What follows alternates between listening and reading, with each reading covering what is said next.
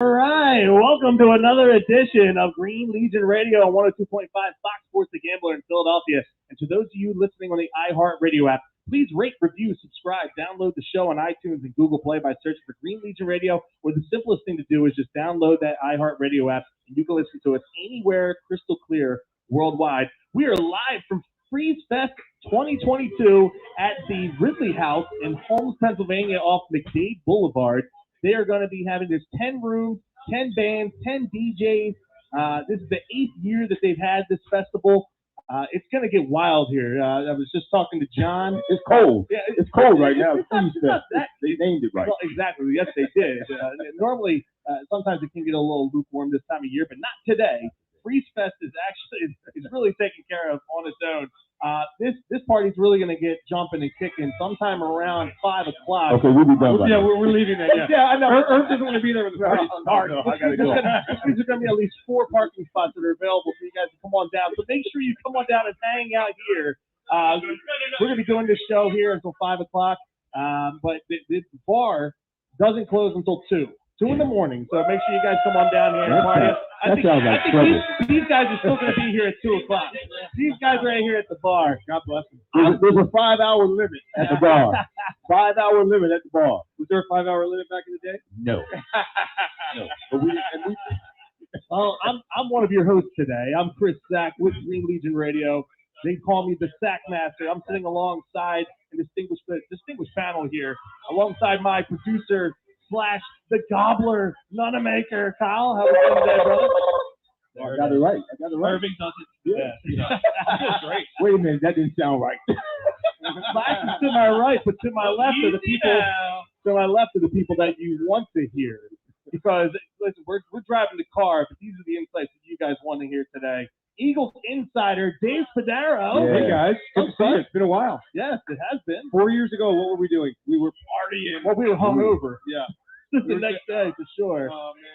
But hey, do it again. It's been 4 years. Wow. Well, 4 years. We're going to touch on in the first hour here. We're going to touch on a lot about that. How are we going to get back to that point again? Because I think that's what we all crave. Everybody says, "Oh, just give me one and I can die." No, I want another. Yeah, all right, and another and another. Absolutely. And sitting next to Spud is Eagles legend wide receiver Irving FRYAR. Where's the Gobbler there? Yeah, good to be here. It is good to be here. It absolutely is. And thank you guys for joining us today. We're going to have a lot of fun these next couple hours. We're going to talk a lot of football today. Listen, the NFL just continues. It's a gift that keeps on giving. It's not just the Eagles. We have Super Bowl 56 next Sunday, which is a fantastic matchup between the Los Angeles Rams and the Cincinnati Bengals. How about the head coaching hires? Doug Peterson is now the head coach of the Jacksonville Jaguars. We'll touch on that in the second hour. Also, kick-ass or jackass is what we end the show with every single time. Today's kick-ass or jackass is all Super Bowls. So okay. I've got a bunch of them. If you guys have any that you guys want to put in there as well. Okay. And if anybody has any questions while we're off air during commercial breaks, come on over. Pose them, and we'll get them on air. We'll get your name, and we'll get them out there so everybody can hear what you want to ask Dave SPADARO and Irving FRYAR. You gonna let them talk on the mic?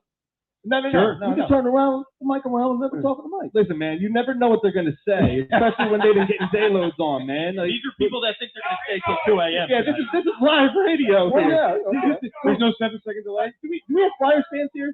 Anybody a big Flyers fan?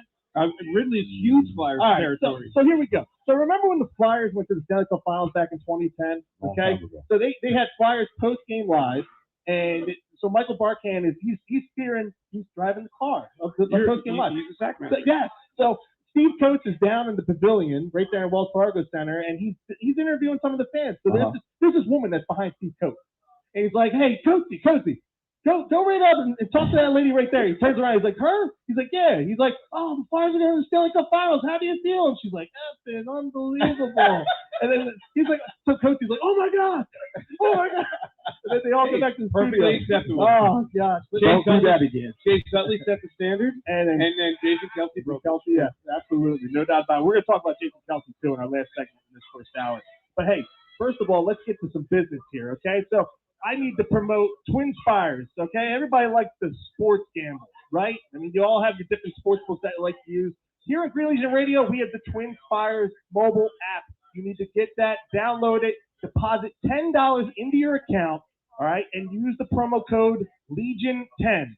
When you put the $10 into that account, you can use it and put it on the Pro Bowl. I know everyone's like, well, why am I going to put $10 in the Pro Bowl? You want to know why? Because up until Monday, it has to be on the football game. Because if you bet that $10 and you lose it or you win it, you're going to get a $250 free bet that you can use on next Sunday's big game for the Super Bowl. Now, that's if you put it on the Pro Bowl. Effectively, on Monday, if you use it on the basketball game, you will get the $250 in your app, and you can use it for the Super Bowl. Free. Put $10 in, and that's it. Twin Spires mobile app. Absolutely. I used that twice. I used it on my name and my wife's name, and I hit for $1,600 total with those $250. Don't tell me that. That's very tempting. You get right into it, right? Yeah, that's very tempting. I'm not a gambler either, but that's very tempting. Listen, but it adds more to the big game. No one has a leg in the race, right? Unless you're a Rams fan or a Bengals fan. You don't have a leg in the race next week, so why not? $10, $250 free bet for you to play on the big game next week. Do it now. Download that app. Risk versus reward. Yeah. $10 for $250. Great reward. Those are good odds. Yeah, absolutely. Those are the great odds. Yeah. And while we're at it, Green Legion announcement. Listen, I hope we have baseball coming up because obviously I'm not going to say my own show. Green Legion Radio has their own show. Your show. With yours truly. I hope Quimby's not listening because he doesn't want to hear that. With yours truly and Phillies broadcaster Greg Murphy every Sunday during baseball season, 11 to 12, I do a show with Phillies broadcaster Greg Murphy called Bud Light Baseball Brunch. You guys want to make sure you're tuning into that 11 to 12 every Sunday morning during baseball season. Hopefully we have it, but we need baseball first. So go to greenlegion.com, sign up for the Phillies home opener tailgate on, hopefully, Friday, April 8th at 1100 Social at Xfinity Live. $99 for ticket and tailgate. Tickets are in the 200 level in right field, or $60 just for the tailgate. All you can eat, all you can drink for 4 hours leading into the Phillies versus the Oakland Athletics. Perhaps the Bud Light Baseball Brunch special show with yours truly and Phillies broadcaster Greg Murphy. We sure hope so. And other sponsors that we have here on Green Legion Radio, we're brought to you by Bud Light, Stateside Vodka, MCS Residential and MCS Custom Cabinetry, The Next Sip, Cabs Restaurant, Delilah's, City Fitness Philadelphia, Echelon Health and Fitness, Bucks County Baseball Company. The website is bigger than the showroom. The King of Prussia Diners, Cherry Hill Triplex, Dave Babusto State Farm, The Finn, now open for business, and of course, which I just spent a ton of time on, download the Twin Spires mobile app and get that $250 free play for next Sunday's big game. Now that the pleasure. That was good. Good job. Thank you guys. Thank you guys. Appreciate it. Talk football. Let's talk football, please. Because listen, I couldn't choose any two guys that I would rather sit beside and talk football with today than you two. I love for real. Well, listen. Quimby rather sit again. Let's hope that Quimby's not. I'm sure you would have Chelsea or gentlemen. What if Jalen Hurts was here? Jalen Hurts is nice. Yeah, right. Because I don't know if the Eagles are choosing Hurts the quarterback. Why would I choose him to be my coach? Why do you doubt that? They're going to choose him. Why would they not? We're going to dive into that. But I want to see Russell Wilson. Russell Wilson. No. All right, so let's dive in. This first segment, we're going to talk all Eagles football. The first hour, I want to talk all Eagles football. So, guys, Howie Roseman and Nick Sirianni committed to Jalen Hurts being the guy in 2022 at their end of the season press conference. Do we honestly believe them, specifically Howie, that Hurts is going to be the guy, or do we all have that feeling that Howie will do some extensive research on these veteran quarterbacks around the league, perhaps using the draft capital that he has in that first round to bringing one in, or I'm hearing he's falling in love with a guy named Malik Willis down there at the Senior Bowl. I think both. I think you have to do research on everybody, and you have to explore every possibility. But you also deservedly show a lot of confidence in a young quarterback who got a lot better in year two, who still has work to do. And I think the plan is going in right now, barring any change, any unforeseen circumstance, Jalen Hurts is your quarterback in 2022. And you use these 3 first-round picks to get your roster much better around Jalen. I think that's the plan right now. That is the plan. But also, I don't see anything wrong or think anything's wrong with bringing enough quarterbacks in, if that's what they choose to do. Because and I've said this before, you guys disagree, but you've got to have a good backup quarterback in this league because chances are your quarterback's not going to play. Well, they do have one, Gardner Minshew, as long as he's sticking. Yeah, but 1-year contract. Yeah, Gardner. I don't think he's the guy though. If you can get someone a little more formidable than him, then I think that's who you go with. But Jalen, it's good that Jalen has been deemed the starter for next year, and it's up to him to lose that job. It's up to him to lose that job. See, the way I look at it from my perspective is if you're in the AFC and you're not a fan of the Bills, the Bengals, the Chiefs, and the Chargers, you're pretty much screwed for the next decade, right? Because that's some tough competition. In the NFC, things are wide open. Tom Brady just retired. We don't know what's going on with Aaron Rodgers. I'll tell you what, Aaron Rodgers, I'll tell you this. Aaron Rodgers, he's not going back to Green Bay. He wants to be traded because he's not going to want to be a part of the same Hall of Fame class as Why would he come to Philadelphia? I'm not saying that he would though. No. But I look at the landscape of the NFC right now. Look at the quarterback situation. Right. It's Dak Prescott, it's Kyler Murray, it's Matt Stafford, it's Aaron Rodgers for right now, and Russell Wilson for right now in Seattle. The quarterback situation, everybody else, it's pretty sketchy. If the Eagles can make a move, and I'm a Jalen Hurts supporter. I think he has earned the right to be the starting quarterback for next year. But if there is something on the table, if Russell Wilson says, "Hey, I want to be a Philadelphia Eagle," or I don't think Aaron Rodgers will want to come here. That's why you do both. That's why you look around the league. That's why you prepare for every option. You prepare for any sort of unforeseen circumstance. At the same time, you make sure that Jalen Hurts knows that he is your quarterback right now. But you look, if Russell Wilson steps up and says, "I want to play with the Philadelphia Eagles," then you have to consider that, right? Not going to happen. In the history of the Eagles, in the history of the franchise, what quarterback has come here as a free agent that is a high-profile? Well, Michael Vick, but different start. He was going wherever he could, wherever he could go. Wherever. What quarterback has ever gone from one team to another and like forced their way? They forced their way out, but they forced their way to a specific team. I don't know if they. Yeah, I guess Tom Brady would be.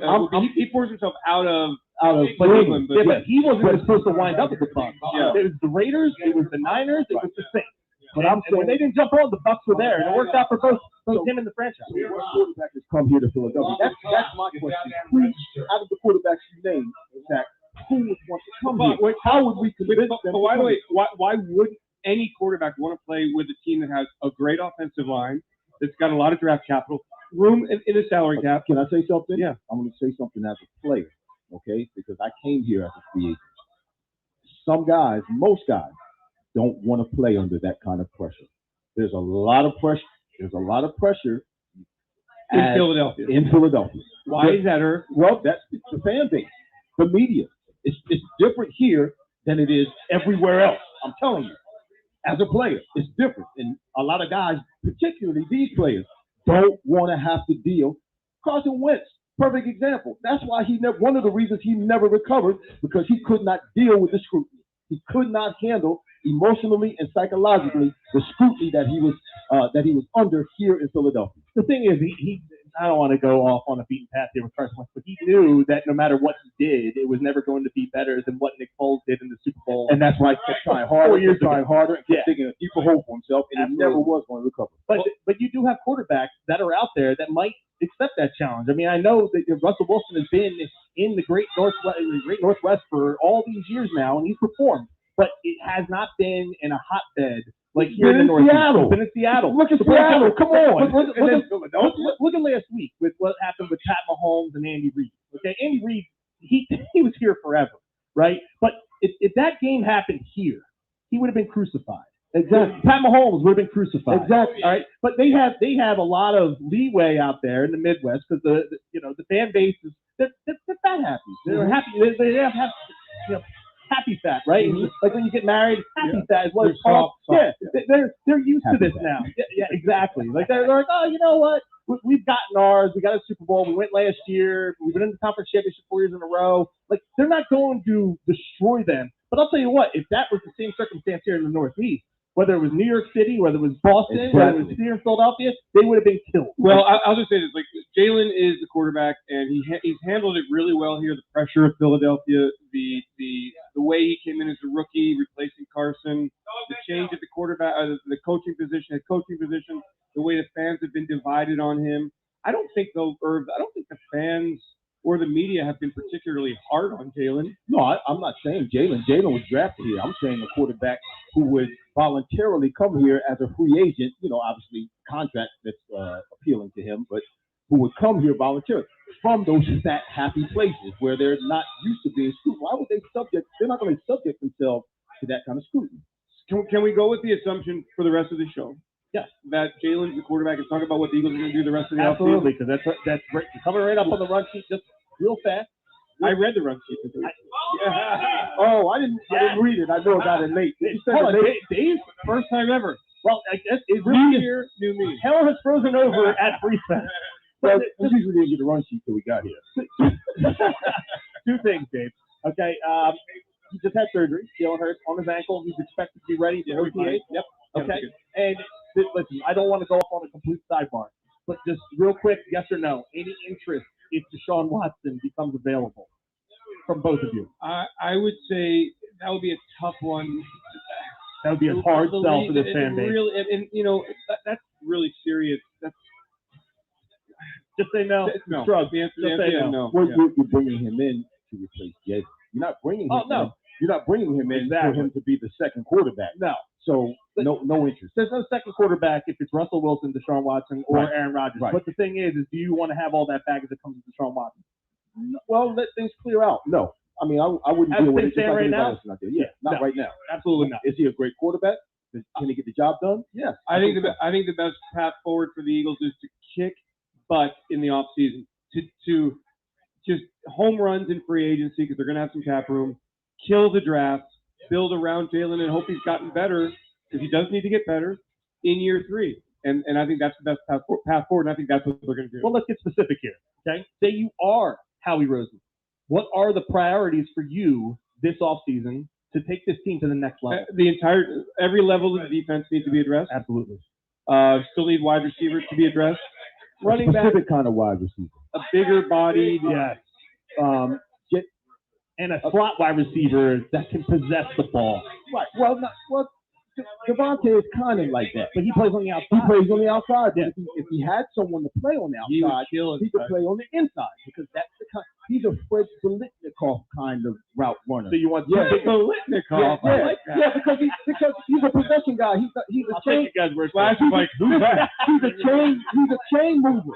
He's not a guy that's going to run down the field. That's why he didn't run the 40 at the combine because he's not fast. He's not going to run by people. He didn't have real big explosive plays. We need someone like that to take the pressure off of him. That's going to stretch the field. That's going to give him the room to maneuver. So you want work underneath. So you want two bigger body wide receivers on the outside so we can move Devontae. They need to redo the whole wide receiver position except for Devontae. You don't like all of them. You don't like Quez? Huh? You don't like Quez? What has he done? Quez can stick around, but Quez runs. He does run. They all run. He makes plays down the field. Sometimes. I like him as a fourth wide receiver. Yes, as a fourth wide receiver. I like Quez. He's not a second wide receiver. He's so raw, too. I mean, like, he's drafted in what, the 6th round? I mean, he's not a second wide receiver. I think you're putting too much on his plate. If you bring in a veteran wide receiver and you draft another guy to come in here to help out with Devontae, and listen, if you solidify that wide receiver core, Dallas Goedert's going to get wide open, a lot more opportunities. Only have 2 targets right now, Goddard and Smith. That's it. That's the reliable for Hurts. Right. Yeah. How about you? That's like I said, wide receivers. I'm not in the first round. Obviously, round, you got to do something. I agree with you. You got to do something. No, it doesn't have to be first round, but you can go free agent. But you have to do something on all levels defensively. Obviously, the offensive line is solidified, but maybe you want to get an extra guy to help them out a little bit, just in case someone gets hurt. We had that problem with them shifting around and had those issues. They handled it well this year. But that wide receiver position, they have nobody other than Devontae who is actually one that a defensive coordinator has to sit down and make account for him.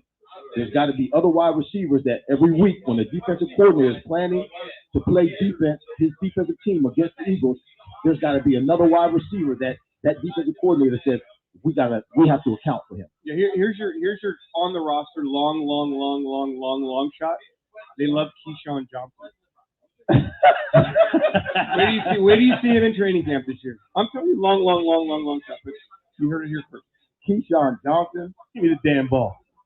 I think that's Keyshawn Johnson. Yeah, that's the thing. Keyshawn Johnson. Yeah, I mean, he got promoted. He was on the active roster for the Bucks game in the playoffs. You'll see. Well, we'll see. I'm not saying he's a starter. I'm not saying he's a long shot. We're talking about the same Keyshawn Johnson. We're talking about the same Keyshawn Johnson. We're talking about 02. There were only spelled differently. Okay. Oh, okay. All right. I was gonna say, let's get Keenan McCardell in there. Keenan McCardell, Jimmy Smith, quarterback. Yeah. All right. So how about we do this? All right, we got a couple minutes left in the segment, and I want to roll over a couple of these other questions towards the next segment. So let's take an early break here, okay? Greater Philadelphia Health Action, providing medical, dental, behavioral health, pharmacy, and child development services for over 50 years. Full family care for the entire family, prenatal, pediatric, adult, specialty services, and more. COVID-19 vaccine and testing available. 11 locations throughout Philadelphia, over 85,000 patients. Telehealth and on-site appointments available.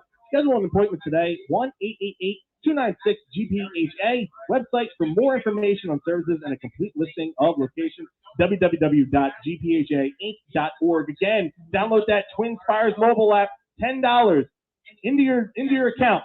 Put Legion10 as the promo code, and you get $250 for the big game. Put that $10 on the Pro Bowl tomorrow. Put that $10 on any basketball game starting on Monday. Get that $250 free bet for this upcoming big game between the Los Angeles Rams and the Cincinnati Bengals. This is Green Legion Radio. I'm sitting alongside Irvin Fryer and Dave Spadaro right here at Freeze Fest at the Ridley House in Holmes, Pennsylvania. We'll be right back on 102.5 Fox Sports The Gambler right after this.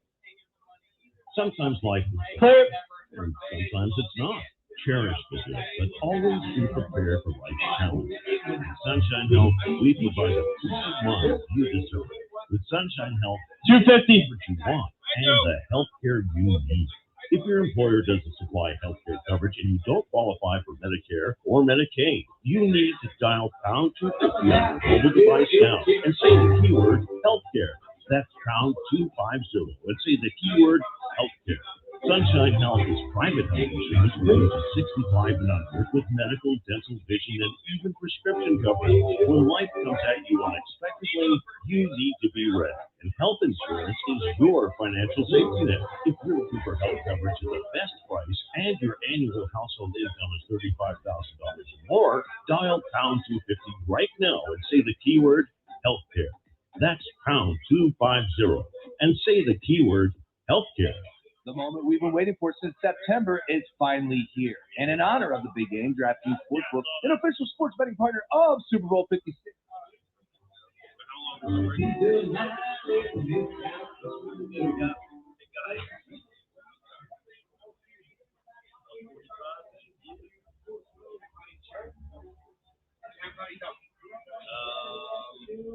Yeah, that sounds fantastic, by the way.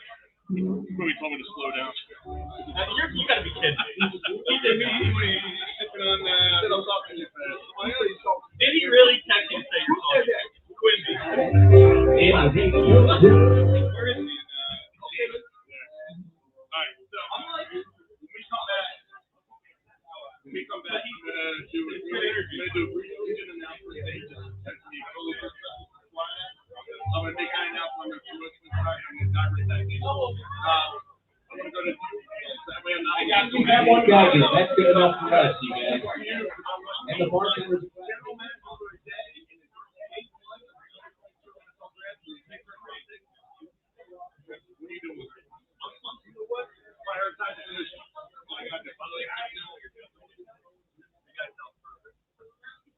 You guys doing? Fantastic. I want the Eagles. I'm ready for the Eagles to start. I love your halftime. Dave. You guys, it's crazy. Like, I feel like celebrities. Like, I'm like astonished. Dave, I'm not just saying that your voice is synonymous with Dave. I think it'll link. I think you guys want to see everything. And I'm like, I've never seen that in real life. Guys, we're in the next break. You guys want to see I was going to ask that. I didn't want to.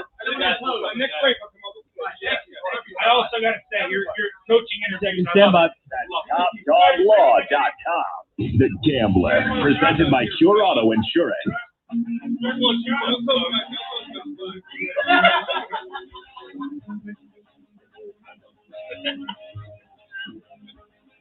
Make it fun here. We're having fun here. Are we back? Yeah. Back, man.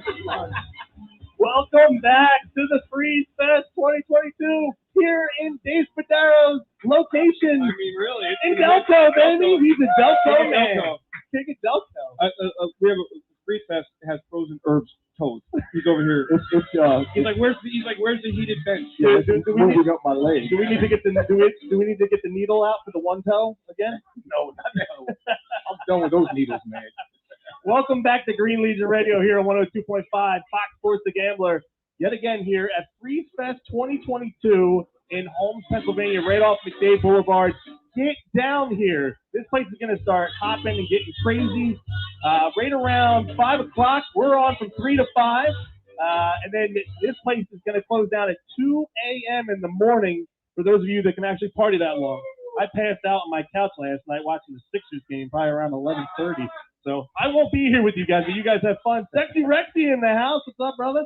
Hey, this just in from Quimby. Biggest Green Legion announcement. This Friday at noon, we will open up early bird deposits for the 2022 season.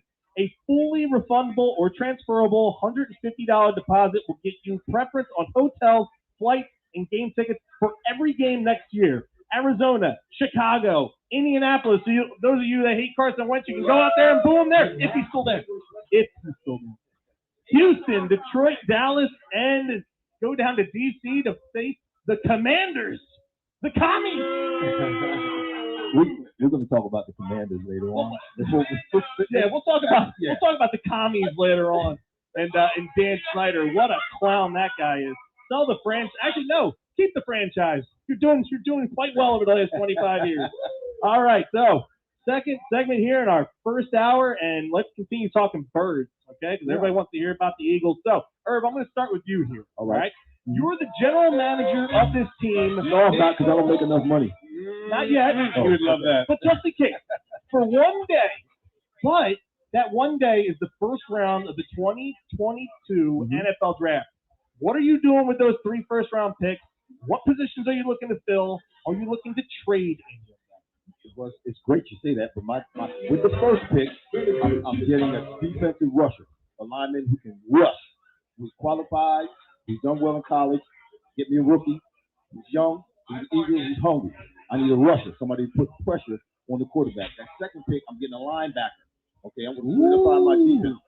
1979 or 1979. I'm getting an athletic linebacker, a linebacker who can cover back out of the backfield, a linebacker who can split the gap and get to the quarterback, a linebacker who has good feet and good size. That third pick, I'm using that third pick for a trade for a wide receiver. And formidable wide receiver, experienced wide receiver. Calvin Ridley, Atlanta? Doesn't matter. Whoever.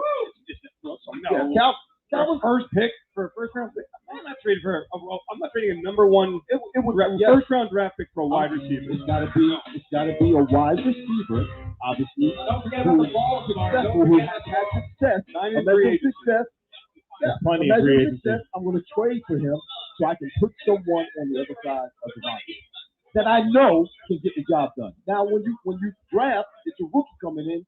You don't know what they're going to bring to the table. You hope that they continue to get better. You hope that they can come in and make the adjustment in the NFL. But there have been times with draft picks when they come in, they don't pan out to what you think they may pan out to be. So I want to get a wide receiver that I know who's been there, who's done it, that I can count on. Howie Spadaro. So I look at it. I'll give you a really boring answer because I don't look at it like I got to get that position, that position, that position. That's available. I think that the only I'm not sure there's a position on the roster that I wouldn't draft. Like if there was a great offensive lineman, I would take it. The Eagles are good on the offensive line, but they're not. There's always room for improvement. Do you take a center there because Jason Kelsey is on a year-to-year? Yeah, but Isaac Seumalo can be the next center. Landon Dickerson. We don't know if Kelsey's coming back. But I agree with Irv in the sense that let's just discuss the needs and the priorities on defense. An edge rusher, they've got to have one. They've got to have more pressure inside because Fletcher's play was not this past year where it's been. Brandon Graham's older on the edge. Josh Sweat's a nice player, but he's not enough. There needs to be more there. And I agree, linebacker, that the way the game has changed defensively, offenses spread defenses out. You need athletic linebackers that can cover sideline to sideline that are almost kind of like safeties. They're safeties at the line of scrimmage, but they're also stout enough to play against the run. So I need safeties. I need quarterbacks. I need linebackers. I need defensive tackles. I need defensive ends. All in on defense first round. And if there's a really good offensive player there, I'm cool with that. I'm not certain. I've told you guys my feelings on wide receivers in the first round. I just think that as great as Devontae Smith is, I know. As great as Devontae, and you're great. You're a great player. First overall. But I think you can also find, when I look at Odell Beckham Jr., it was a first round pick, but the Rams now happen to be a trade or free agency or however we got there. Cooper Kupp, second round pick. I don't think the Bengals and Jamar Chase was a game-changing player, but they already had in position the quarterback. They had a good defense and an offensive line in the season. So you really couldn't pass up on a game-changing wide receiver. I generally don't like wide receivers in the first round. I love Devontae Smith. Even a game-changing wide receiver like Chase? I mean, I think that it rarely changes the game. I mean, when you look at Devontae Smith and you look at Chase, here's my example. Justin Jefferson is a great wide receiver, right? But how many games has he changed the game for with Minnesota? How many playoffs have they made? Well, unfortunately, wide receivers can only play as well as their quarterback and their offensive line plays.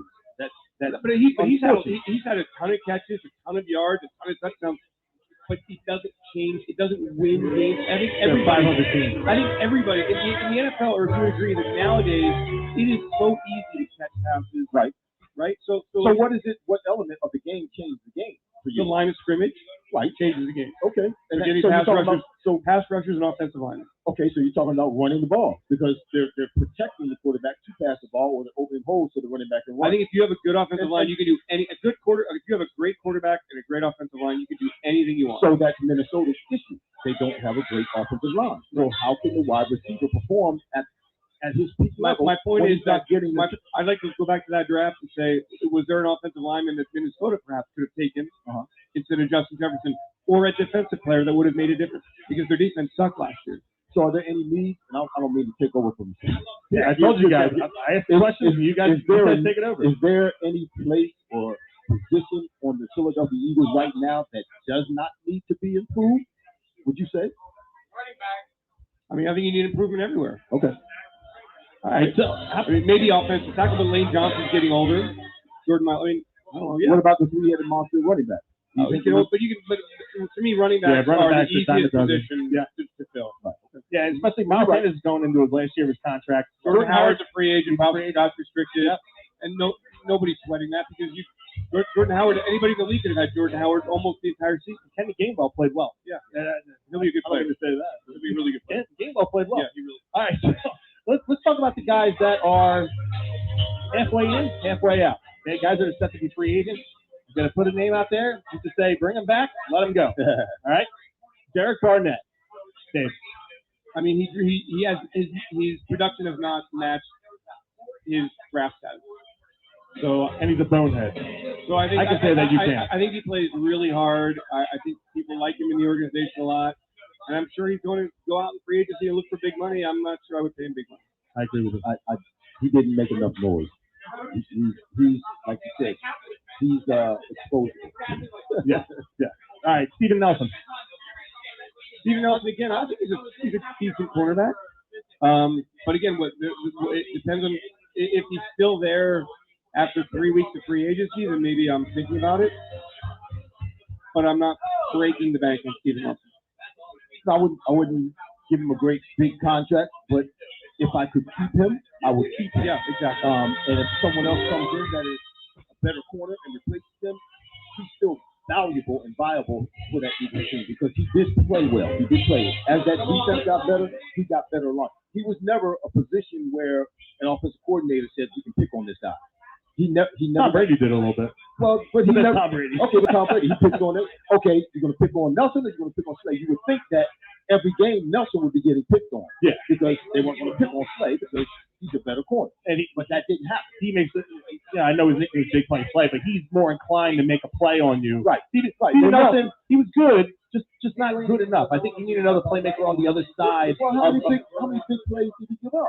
I mean, did he give up a whole lot? Did he give up a whole lot of big plays? The defense didn't give up a lot of big plays because they played so off. Yeah, but that's what you have to do based on the personnel you have. Yeah, and it worked. It did work. All right, Rodney McLeod. I'd like to bring Rodney back, but I recognize that he would be like a minimum contract kind of guy. Veteran. I think safety is a position the Eagles need to get a lot better in. So I would try to upgrade and then see if Rodney would come back and in that kind of veteran minimum role. Disposable. I like Rodney McLeod. I really do. I like the leadership that he brings. We need playmaking ability in the second. Right. He's outside of Darius Slay. We need guys that are going to go get the ball and not just that dink and dunk stuff. That not just play defense. Yeah. Not just play defense. We need guys that are going to go ball hawk. So if you can get better there, go get better. And safeties are supposed to be and need to be ball hawk. Yeah. All right. Now, Jordan Howard. I mean, yeah, I'll bring him back if he's still there just before trade. When my roster's set and the draft is over, if Jordan Howard is still a free agent, I'd be happy to bring him back. Jordan Howard, keep him because he was a part of that whole transition when they just started to run the ball. He was in that group of running backs that was there on the field and changed the whole dynamic of that offense and the team for the Eagles as they went on their run to get to the playoffs. As opposed to using a fifth-round pick on a young guy who's 235 pounds, right? I kind of like the young guy, 235 pounds, who's healthy. You think so? Yeah. Okay. Now, these two are not free agents, but can we possibly see them in Eagles uniforms next season, or do we even want to? Don't say that, Rodgers. J.J. Arcega-Whiteside and Jalen Reagor. I think JJ. You want to wait on young players, and you want to wait and give them every chance. I think the Eagles have given him every chance, and I just don't see the next step for JJ in Philadelphia. Wasn't he in for like 2 plays and got hurt twice?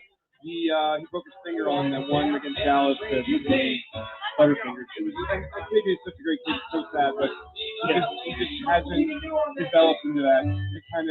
They drafted him to be go get the 50-50 balls, go use your size, and he just hasn't done that. So I think the Eagles need to really upgrade that position. And then with Reagor, I mean, I'm bringing him back, but I'm making sure that I got sit on the depth chart. Well, I'm making sure that I'm not counting on him to be a starter. If he takes that next step in year 3, great. But otherwise, I mean, there's going to be no guarantees for Jalen Reagor anymore. I give Jalen Reagor no wiggle room at all. I think they need to clean house at the wide receiver position, except for Smith and Watkins. And okay, you guys say Watkins. But you have 5. He's not a on game day 5, right? He's not a slep rock. He's not a slep rock. Yeah, Watkins. But they need to clean house and renew that whole receiver corps. Okay. All right, so let's we got a few minutes here left in the segment. I've used so many draft picks at wide receiver, and we're still talking about redesigning the whole personnel group. Like what? Remember, I said I would do it in free agent, or not free agency, but I do a trade. Yeah, I wouldn't draft.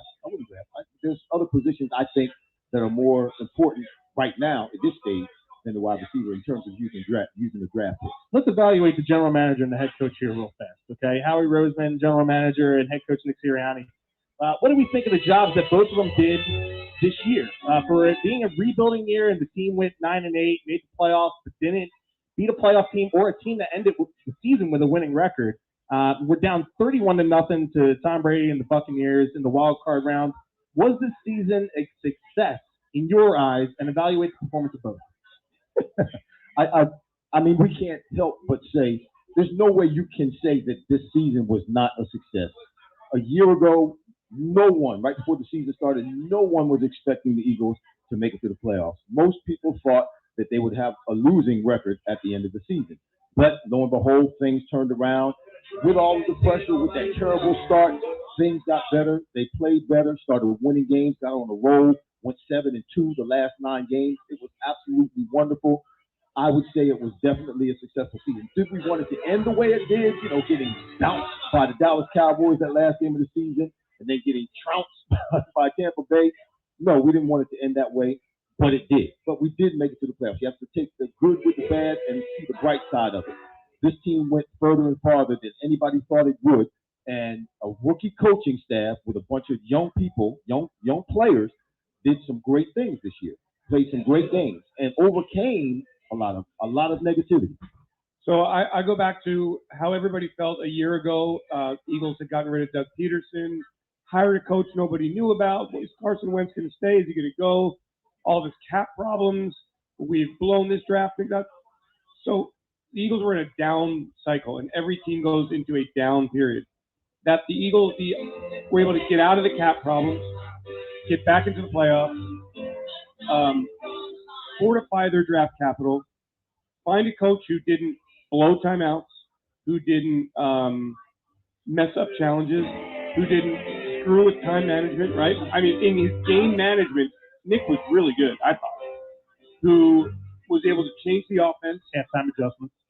Good job, halftime adjustment. Really good halftime adjustment. Yeah. Kept his locker room together. Total plus for Nick Sirianni. And then for Howie to put this organization back on path to have 3 first-round picks, 10 draft picks, 9 in the first 5 rounds, cap room. The Eagles are going to take a big jump in this offseason. So I thought both of the guys did a terrific job. You're always going to have a down period. The New York Giants, an organization that I respect so much, they've had 5 straight double-digit losing seasons. 3 straight head coaches that have lasted no more than 2 years. Yeah, I mean, it's crazy, and it happens all over the league. So the Eagles went into their dip. They're out of their dip after a year.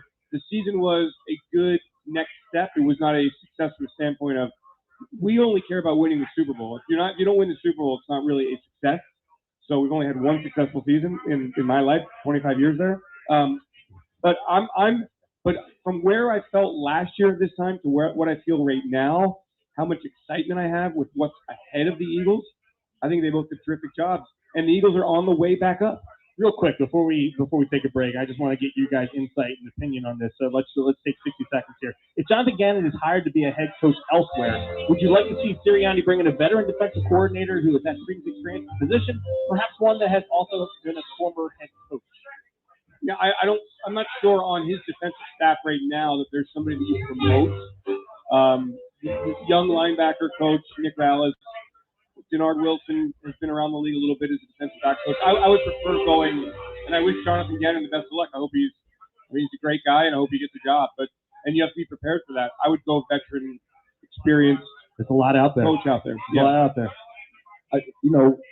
Changes aren't always good, and frequent changes aren't good at all. This team has just started to gel.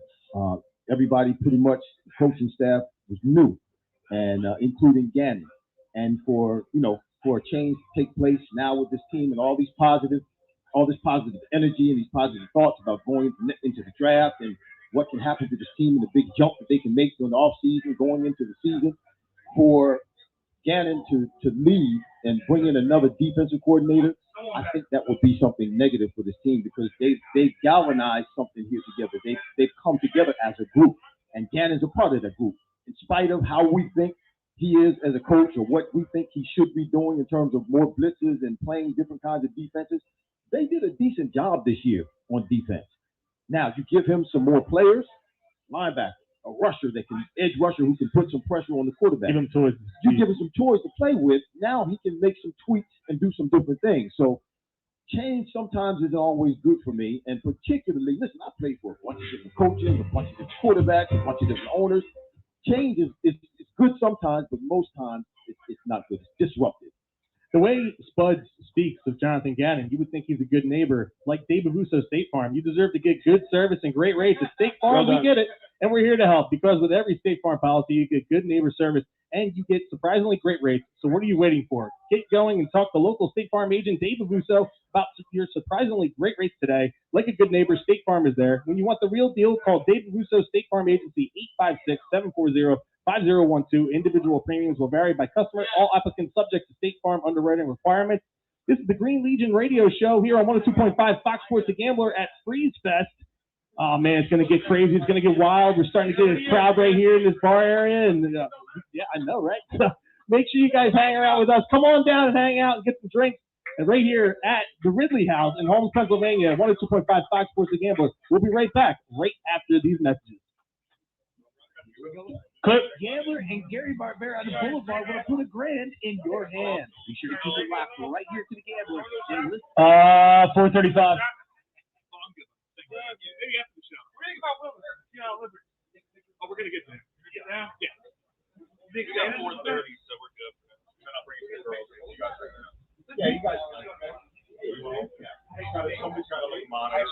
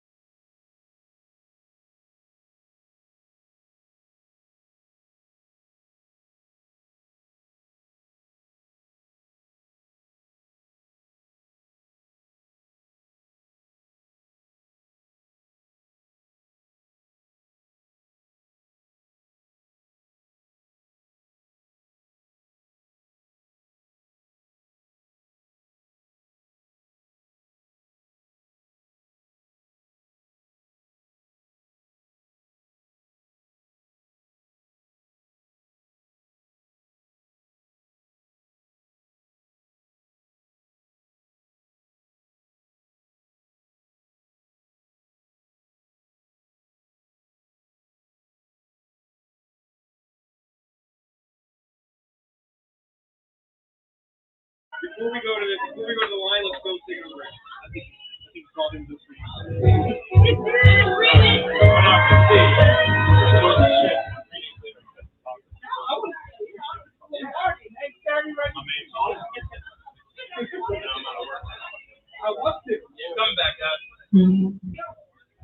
Sports Radio, The Gambler, an iHeart radio station, presented by Pure Auto Insurance.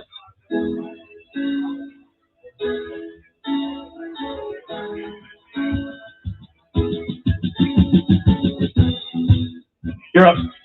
Welcome back to the second hour here at the Green Legion Radio Show, live at 2022 Freeze Fest here in Delco, which is the area with which Dave says he's a legend. He's a legend in Delco. Dave, the legend of Delco. There is no legend in Delco. No legend of Dave. You know who's going to dispute that when we bring him on air here in a minute? Actually, maybe we should take another break. Maybe he should let him hold a little longer. But we should stop thinking about tomorrow. So let's go ahead. John Jansen, please. Let's bring in the president, our leader, the host of Green Legion Radio, live from the Cayman Islands.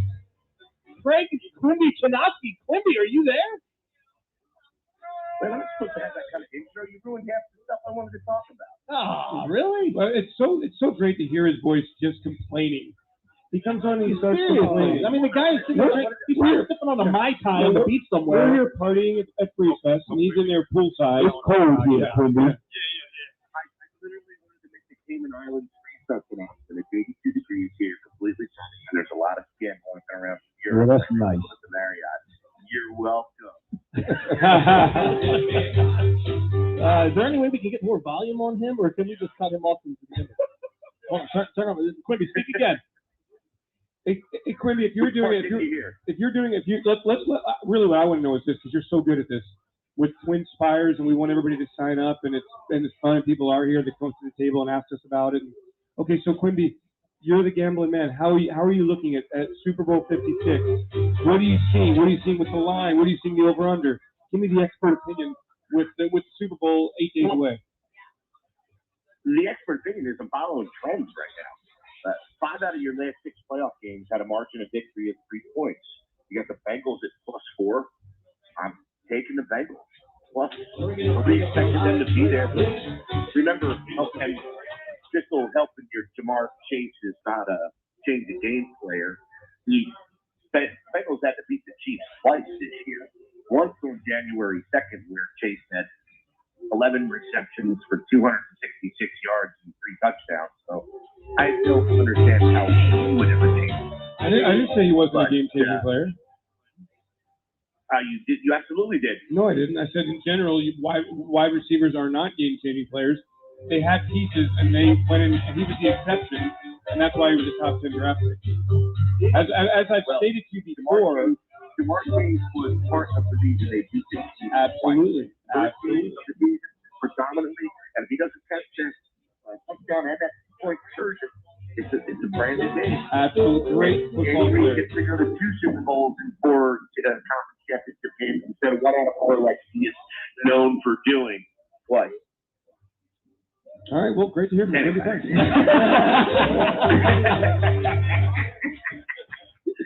So, hey, I wanted to talk about Jason Kelsey. Please, go ahead. I think the man should retire. Explain. And You're getting booed. They're throwing because... things at us because of that now. Way to go, Quimby. No, it's okay. Listen, here's the deal. All right. The man doesn't have to prove anything else. He has done enough for this city that any 3 men have ever done in Philadelphia sports. In addition to that, I know you guys are talking about the team being on the up and up, and I agree with you. But this team is not on the up and up to win a Super Bowl or get there next year. Let's table our expectations. They're on their way up. When you're talking about asking a player who's already 11 seasons in at a very demanding position to play at least 2 or 3 more seasons to hopefully get to that point. And I don't know if you should be asking that because what Irv said earlier about change is pretty impactful. I want to see one of these kids get the ball under center because in 2 or 3 years, when we're back in that position, we don't have to worry about whether or not Jason Kelsey's going to retire. Quimby, actually, real quick, we have a special guest right now that has something to say to you. Please, go ahead. Hey, Quimby, what's going on, man? I'm on my way down to the Cleveland Island. But I'm trying to do a radio show. I'm just trying to steal some of your sunshine, man. That's it. Yeah, we could use it. It might be free festivals awards here, though, right, Do me a John? favor, Jake. Can you tell Connie Piper to not give Chris Sack his check today? Unfortunately, she already done. Already got checked. With a smile. Yeah. I've already mobile deposited it, too, so thanks for that. Coming from a guy that only brings the A team, man. We got an A+ team today. Just want to tell you that. You guys, you sound absolutely great. This show is awesome, and Jake, appreciate you allowing us some geography there today. Now, Quimby, I didn't mean the A team here. I meant in the back room with the girls. All right? Just to be clear. We're the B line. Definitely the B. No doubt about it. Quimby, I'm at the table. I'm not in the back room. Sorry, Shake. Didn't mean to give you the B spot out there, bro. I'm going to peace out. I ain't stealing any of your time here, right? I'm coming out to see you soon, I promise. All right, thanks. Appreciate it. Love you guys. Do it. All right. Sounds great. Quimby, do you have any other nuggets of knowledge before I hang up on you? Nah. All right, good. You guys having a Good night, everybody. Yeah, good. Let's get back to the show. Quimby, go back on track. Thank you. Thank you, voice, Quimby. Yeah, thank you for having us here. I'll tell you what, Quimby. This spot right here, and I know he's probably still listening. I think he just hung up, but this spot right here, if we're going to do a player show next season, this is where I want to be. This spot right here is absolutely awesome, huge. 10 rooms, 10 bands, 10 DJs, a Bago tournament, beer pong. People are going to get reckless here today. What tournament? Beer pong? Oh, Bago. I think it's Bago. Yeah, Bago. Bago is cornhole. But they advertise Bago. So I said Bago. I love cornhole. No, I'm great at cornhole. I actually think I could be on a professional tour of cornhole. I just never heard it called Bago. Can I say something else about guys retiring? It's not, I know Quimby mentioned that Kelsey doesn't owe this town or anybody anything, that he should retire. But for a player, having been there, having done that, having gotten the T-shirt, you only have one shot at it.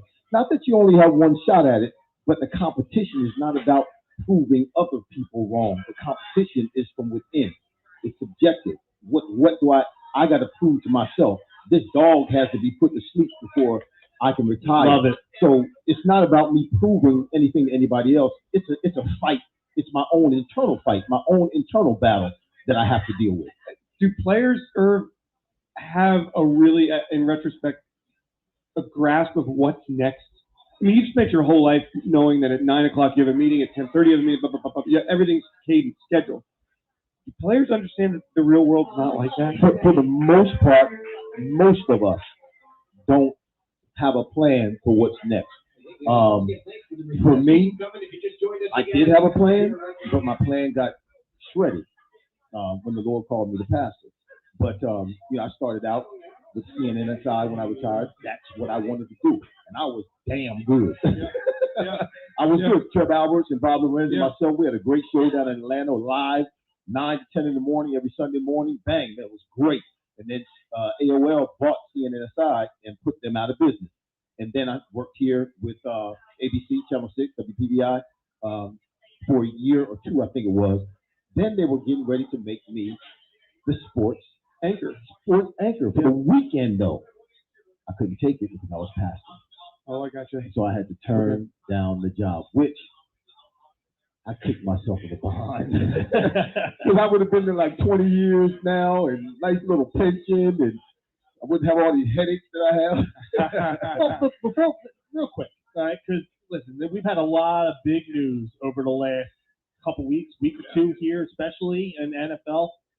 We got 10 minutes left in the segment. I want to talk Super Bowl in the second segment. So, you're talking about that internal fire, that internal dog before you put it to sleep. Tom Brady just retired. I mean, like that right there. I know not a lot of people in Delaware Valley appreciate the man and the quarterback, but that's got to take a lot. The guy had one of the best statistical seasons of his life, of his career, And, you know, after 7 Super Bowl championships, 10 Super Bowls visited, but he has the next, you know, step in his life. He already has like 3 businesses that he's a part of. I think he's great on television. I think he should be the next 007. He's a good-looking man, but mid-40s, and Daniel Craig, I think, is in his mid-40s or mid-50s. He's going on. Tom Brady can do anything he wants. He can produce movies. He can produce music. He can do anything. He can be a broadcaster. He can do anything he wants. And I just found it interesting that he retired at this time. I thought he would play one more year. I agree. I thought he would kind of like go out with a farewell tour. He didn't want one.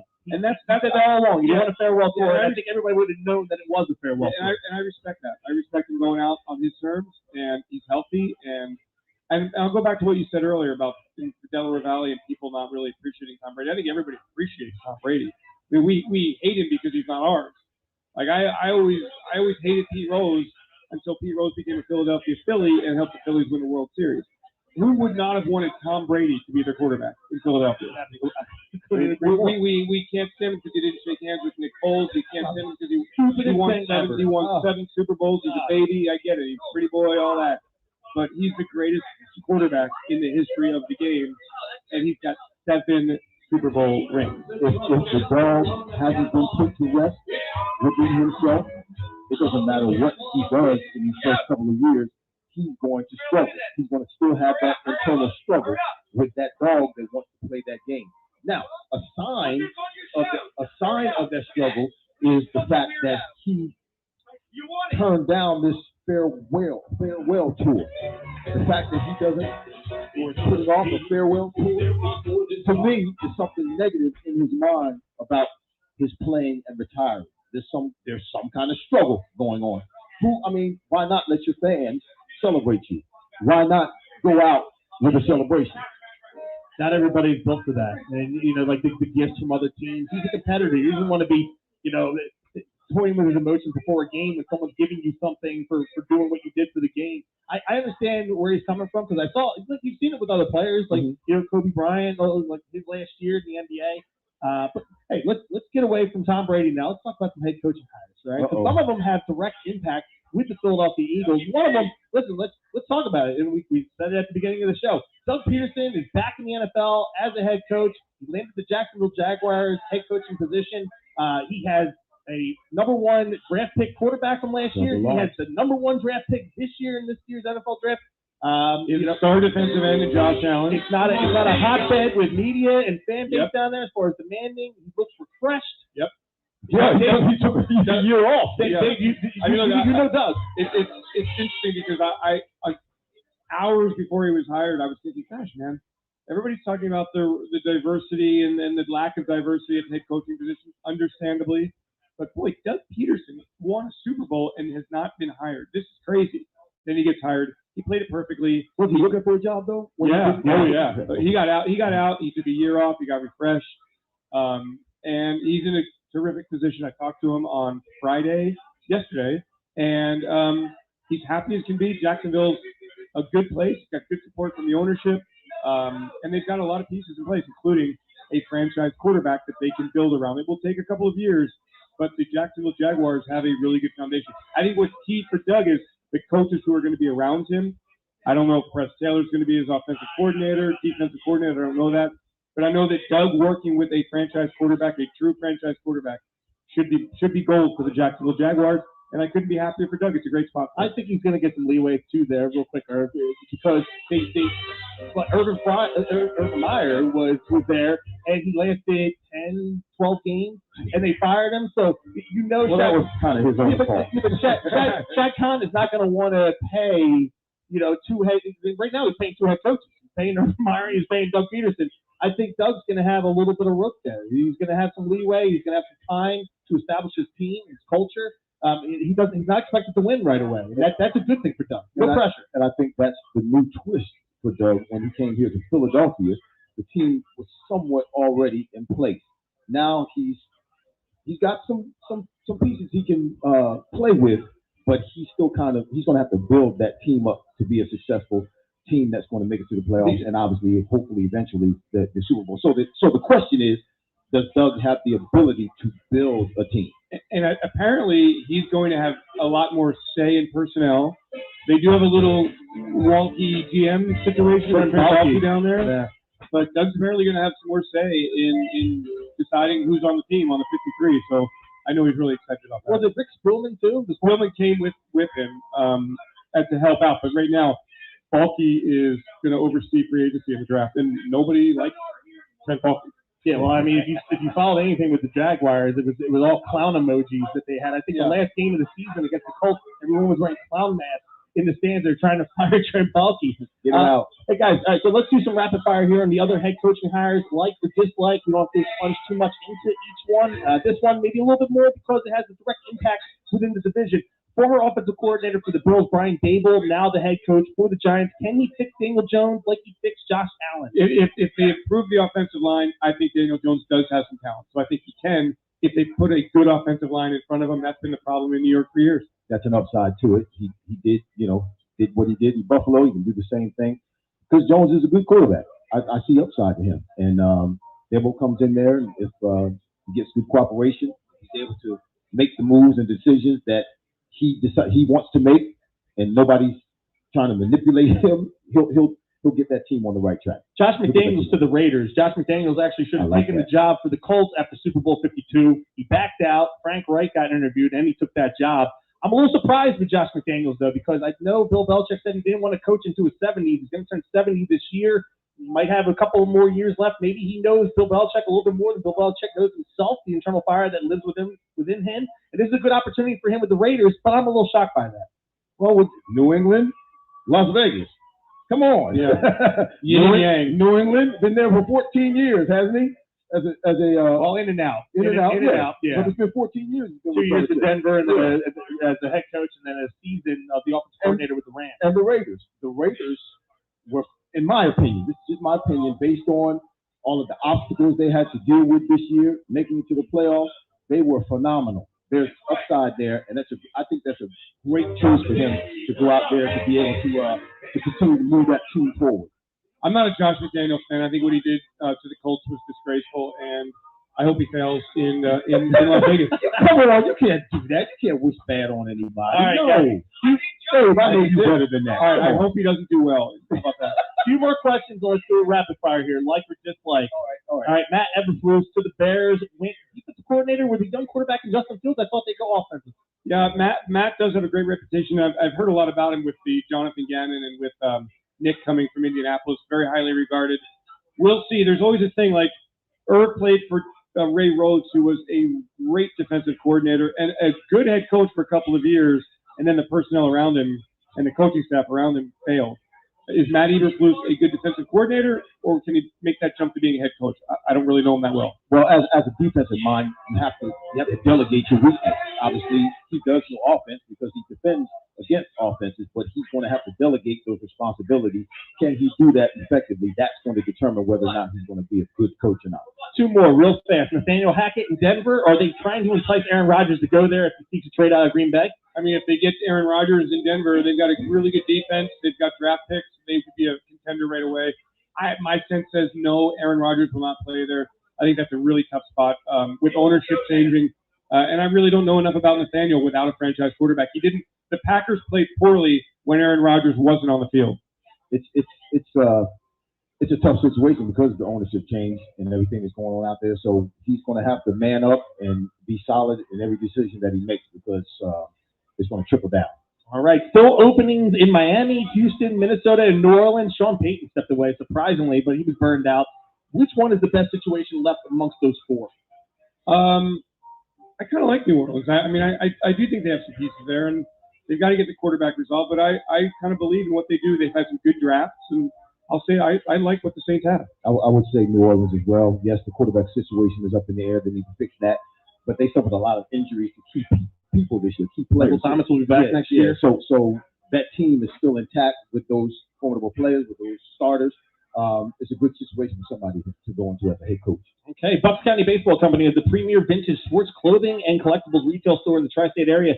Visit www.buckscountybaseballco.com or stop by the Bristol, PA location. Items from the Phillies, Eagles, Sixers, Flyers, and much, much more Again, visit www.buckscountybaseballco.com or stop by their Bristol, PA location. The showroom is huge. The website even bigger. Bucks County Baseball Company, the name in Philly for vintage sports. Now we're going to talk some Super Bowl 56 in our next segment here on Green Legion Radio Show, live on Fox Sports The Gambler at 2022 Free Fest here in Holmes, Pennsylvania. Get on down here and let's get some drinks.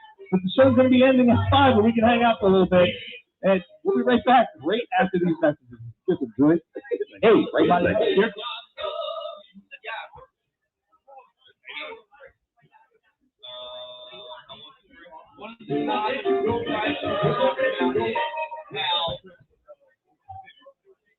How Eli, Big Ben, Brady, that whole draft class, nothing anymore. Yeah, but Brady's more of the prominent. Scream it! I've already ripped off Big Ben. I hate Big Ben. He's a scumbag. I mean, allegedly is all I need. You notice that? Big Ben, in his 18 years as a dealer, has never had a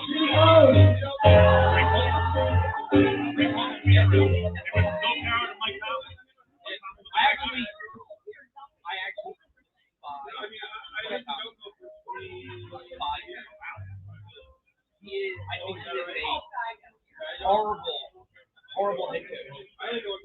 Horrible. Yes, he won that Super Bowl, but he won that Super Bowl with Coward's players. With Bill Coward's players. He has done nothing since then.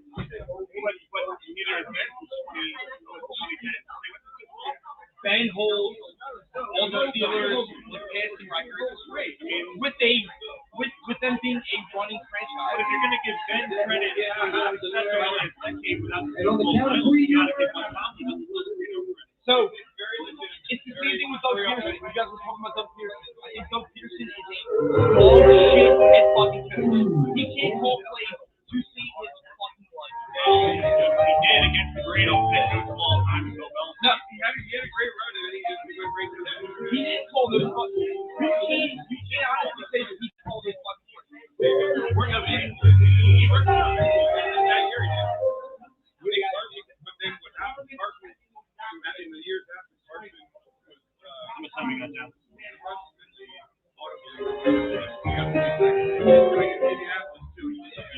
Well, the Eagles' big problem is they suck at fucking ground.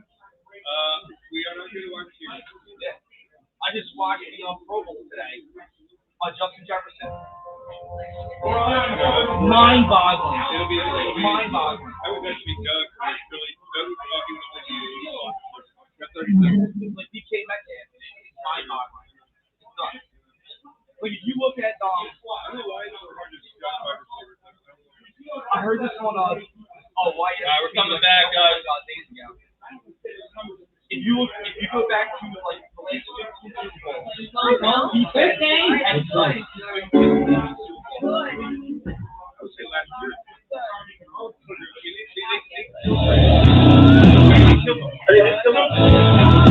Yeah. Show here on 102.5 Fox Sports The Gambler. Hey, buddy, I'm sorry, we're on there. No, we're good. No, this when you come here, these Delaware County has a ton of great football fans. Absolutely. They want your opinion. And they want you to know their opinion too. And I respect that. That's great. We can do it. All right. We're on break. Show. All right. We're going to dive into Super Bowl 56 here. But first, real fast, if you guys want money to bet on Super Bowl 56, you need to download that TwinSpires mobile app right on your phone. Okay? It's nice, it's simple, it's easy. If you're in the state of Pennsylvania, New Jersey, you can bet in both states now.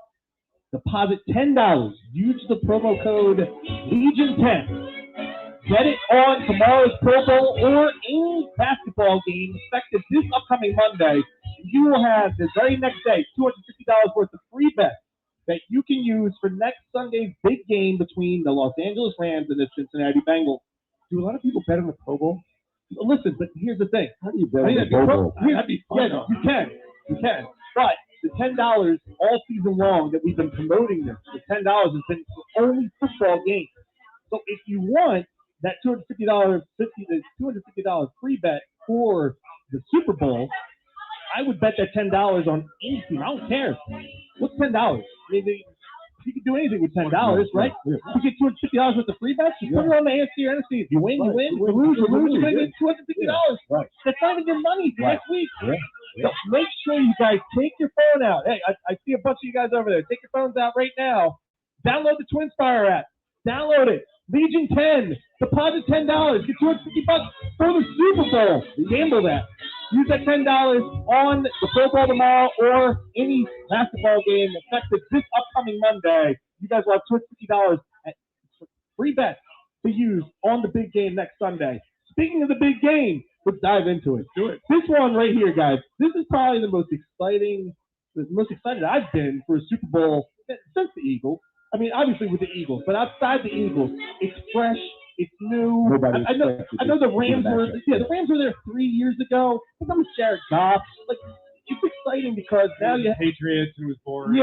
but it was probably one of the worst Super Bowl. I mean, last year was a terrible Super Bowl too, which is funny because the first 8 Super Bowls that Brady played in, exciting. Some of the greatest Super Bowls of all time. The last 2 were just complete clunkers. They weren't exciting at all. But the Los Angeles Rams and Matthew Stafford in his 13th season, Joe Burrow, he's the new Tom Brady. He's the new Tom Brady, right? He's the kid. Young, good looking, like he's just a boss. Very easily could become the face of the NFL.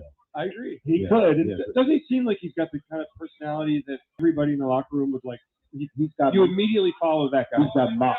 Yeah, we call it mox. He's one of the guys. And he just happens to be a great quarterback who I don't think people really take into account. Or he had a torn ACL last year, and to come back and to play with that kind of confidence in and out of the pocket, I thought pretty extraordinary. And he plays extremely well under pressure. Yeah. His offensive line is not good. I mean, they're 30th in pass rush. Defending the pass rush, and they're playing against the number 1 pass rushing team.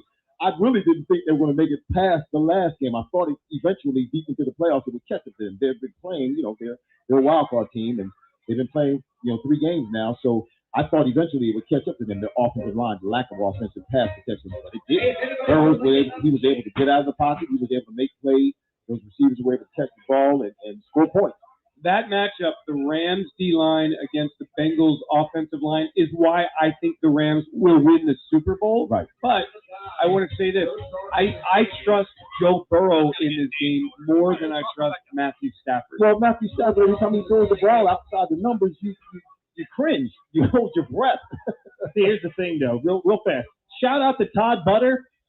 I'm sorry. It looked like it was butter. But nonetheless, Todd Butler is listening now here. Season ticket holder and his family is here as well. Todd, thank you for listening and hanging out with us here today at the Ridley House. See, here's the thing, though, guys. All right, listen, Matt Stafford there's more pressure on him in this game, right? 12 years in the NFL with the Detroit Lions. He's waited his whole career for this moment in time. He's playing in his home stadium in Los Angeles for a team that he's only been with for 1 year. This might be, I know we talked a little bit at the beginning, the NFC quarterback situation is not that great. If you look at the AFC side, Burrow's going to have to go toe-to-toe for years, the next decade, with Josh Allen, Justin Herbert, Patrick Mahomes, and anybody else that they tend to bring into the AFC. Hey, if Rodgers goes over there or Russell Wilson goes over there, Stafford's got it pretty easy now over in the NFC now that Tom Brady has retired and Aaron Rodgers might be looking for a way out. But Joe Burrow's playing without funny. This kid is unbelievable. The swag, the cockiness that he has. And he's got a team around him. He's got a nice Their team. focus needs to be during the offseason, their offensive line. They had the same record as us last year. The tie was us with them. Yeah, in one of the ugliest games ever. I mean, look, there's a lot of great matchups in the game. Obviously, Jamar Chase and Jalen Ramsey. I think the offensive line of the Bengals against the Rams. Von Miller. I just don't know how Cincinnati can handle that. Can Cincinnati run the football with Joe Mixon? How does Cincinnati match up on the outside with OBJ, with Cooper Kupp, with the weapons that they have? Eli Apple and Cooper Kupp. Yeah. A mismatch and a half. Right. So look, in these 2 weeks, this is where coaching is so important and coming up with a great game plan and trying to find the right matchups and taking advantage of your strengths and trying to expose their weaknesses, and that's where the game's won in the Super Bowl. I think we've seen in a lot of cases throughout the years that the team that has nothing to lose is the one that winds up winning the game. I mean, if we look back to Tom Brady's first Super Bowl, the Patriots had nothing to lose. They were 14-point underdogs in that game. Against the Rams. Yeah, they were 14-point underdogs. The Eagles against the Patriots, backup quarterback, first or second-year head coach. Like this game right here, like Sean McVay, in certain contexts, like he almost choked that game away against the Niners. And he had two challenges that he had no business challenging at all. Nothing. I don't know what he saw there. And Zach Taylor, it's kind of like Joe Burrow playing with house money. There's no pressure on the Bengals in this game. So you're saying the Bengals have nothing to lose? Yes, the Bengals might be a year ahead of the curve. Everything is on the Rams in this game. Stafford, the pressure is on him. The pressure is on McVay. Remember, that Super Bowl against the Patriots, he kissed the ring of Bill Belichick before the game, and then Belichick just smacked him down. Hey, man, you're going to go to the back of the class. I'm the man around here. 3 points. 3 points were scored in McVay's first Super Bowl. They're the home team playing in Inglewood, California. All eyes are going to be on this game. There is no pressure on the city of Cincinnati. So are you saying Cincinnati's going to win? Yeah, you're laying on the groundwork. Tell me what's going to happen. I want to get to the end of the segment before we go ahead. No. We want to hear what you have to say, then we want to rip you apart. I'm the host here. So you're picking the Bengals to win the Super Bowl. They have 4 points, right? I'm going to get to that at the end of the segment. We got 8 minutes left. All right, so I think the only way I don't think the Bengals can come from behind. I don't think that if they're in a pass situation, I just think the Rams will tee off and kill that off. They were in a pass. They did a pass. I know, but I think the Rams and Burrow, his mobility, his ability to move out of the pocket and still get downfield and get the ball to his receivers. That's why they're in the Super Bowl. But the Rams have so much ability to pitch the edge. Yes, with their guys, with Floyd, with Miller, and then they have Aaron Donald destroying inside. Yeah. Mm-hmm. So I think the Bengals are going to try to play really short passing game, eat the clock up, ball possession, run the football, maximize their drive, go for it on every fourth down. If it's fourth and anything less than 3 yards, they're going to go for it. And then they're going to put the ball in the hands of Joe Burrow to make plays down the stretch. Keep it close, get it to the fourth quarter, and then we'll see how the Rams respond to the pressure that you're talking about.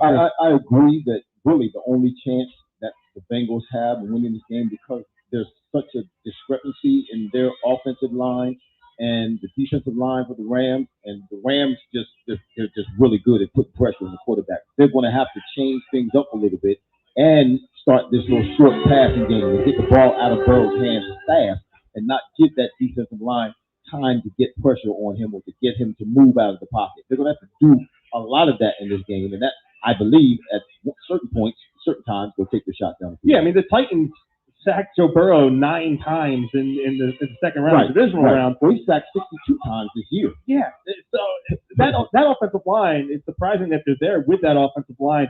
The way that they're going to is they're going to have to do a lot of draw plays. They're going to have to do some screens to mix in, and they'll right out backfield. Give them help to that offensive line. And they'll max protect, and they'll hope that Chase wins his matchup against Ramsey, and T. Higgins wins his matchup on the other side. If the tight end comes back and plays, that's great. Otherwise, I mean, he's a huge weapon. Those tight ends might be missing that game, right? That would be a massive loss for Cincinnati. But I think they can hang around, and the longer they hang around, the better chance they have to win the game. That said, I still think the Rams win the game. So are we giving our predictions? I'll give you my score in just a little bit here, but I'm telling you, I think at 8 days out, I think the Rams win the football game. I think the Rams win the football game too. As much as I said about everything being in the favor of the Bengals, because really they're playing with house money. They have nothing to lose in this game. I know it's the Super Bowl, and you don't want to be the one that loses in the Super Bowl, or if you've been there. Yeah. You know, the 85 Bears, right? Well, we were the worst at the time. We were the worst loss in the history. Yeah, the worst one season. We set a record. Yeah. Let me give a shout out to I'm not wishing ill upon him, and I like him a lot.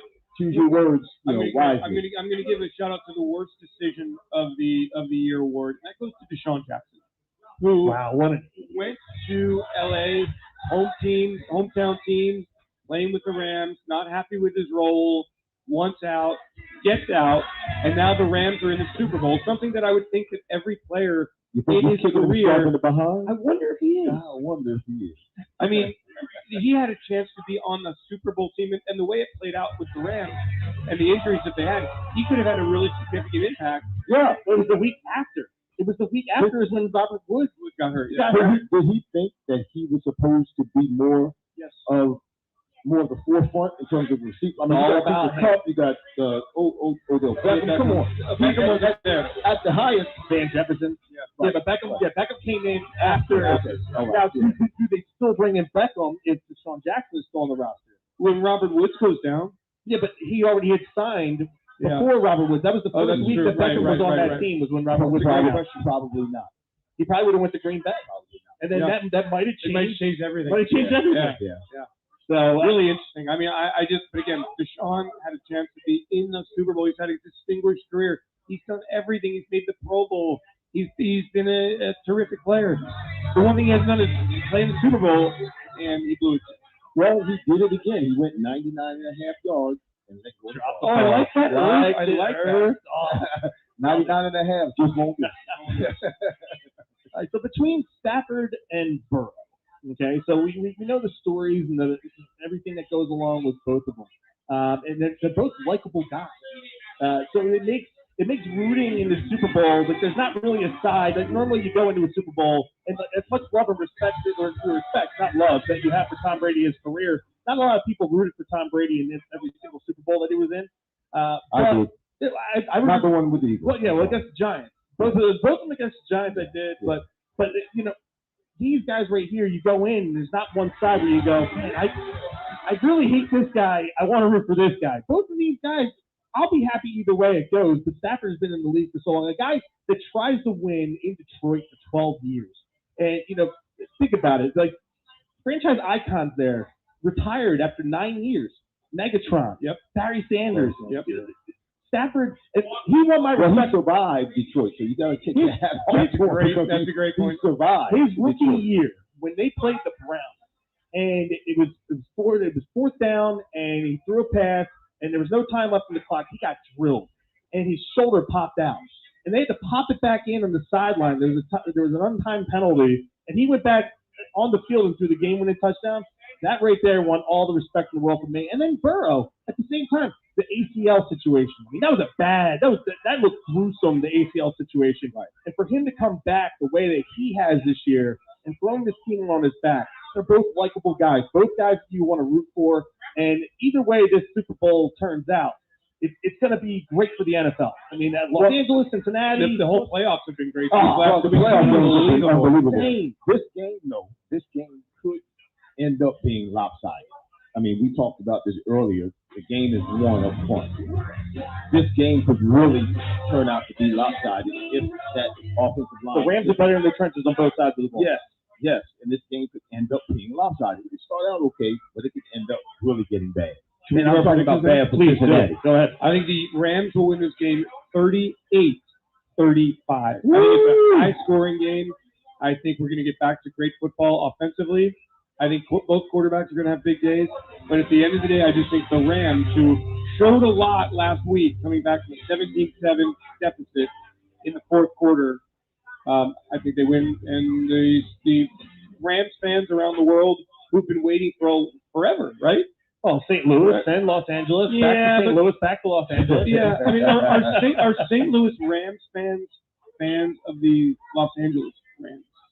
Rams, that's an awkward situation, right? I mean, the Eagles almost moved away.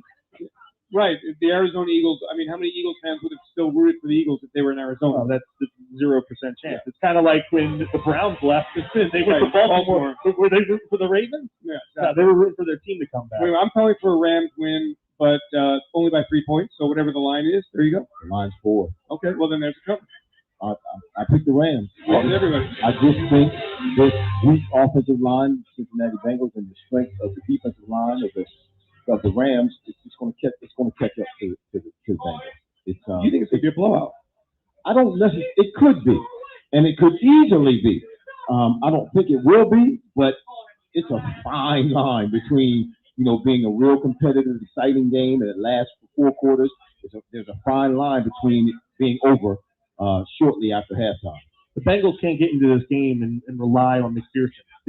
This game right here, you're not going to win this game by kicking field goals.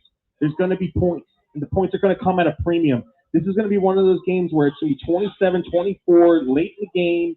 The Rams are going to have the ball. They're going to be leading 27-24, and that's where the spread comes into play. Are you a prophet? Yes, you prophesying? Yeah. Or you prophet lying? 34-24. Okay. Wow. So we're kind of thinking the same way. Yeah. I mean, the Rams are going to score. There's no doubt about it. The Bengals don't have corners that can cover these two wide receivers. Beckham has been outstanding over the last 5-6 weeks, and Cooper Kupp is just nobody's covered him. 8.5 is the over/under in Vegas for his receptions in that game. I think it's 104.5 is his receiving yards. There is no way. He's going double-digit receptions. He's going 120 receiving yards. Take the over on both of those props. Well, we'll see. We'll see what Cincinnati's defense comes up with. They'll play zone defense. They'll have some gimmicks out there. They're not going to give up the deep ball. They're going to double Cooper Kupp. Listen, teams have been trying to do that with Cooper Kupp, and he still gets open. The scheme and how much pressure they put on those safeties, they still manage to get him open and get the ball in the hands.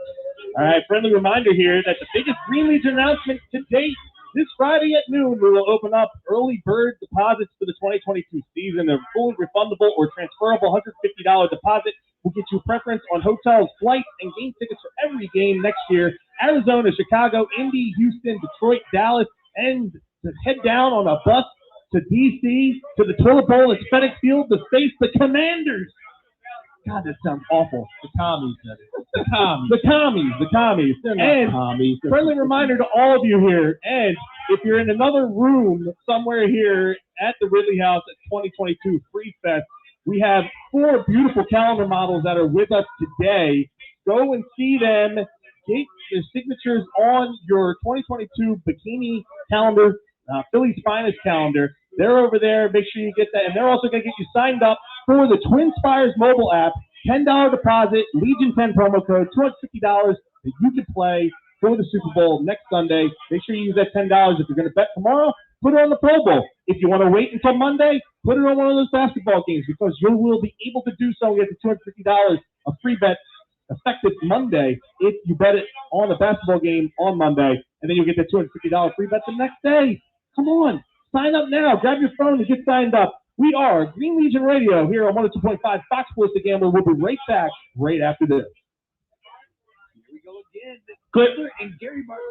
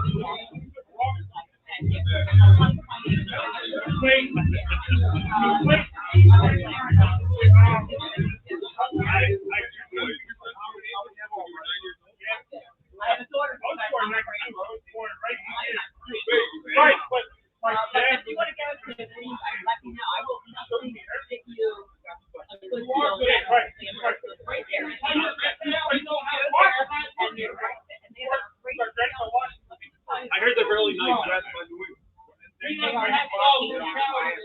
What?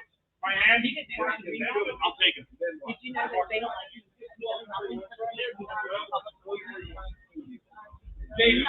I'll take it. Oh, Wisconsin? Badgers? Yeah.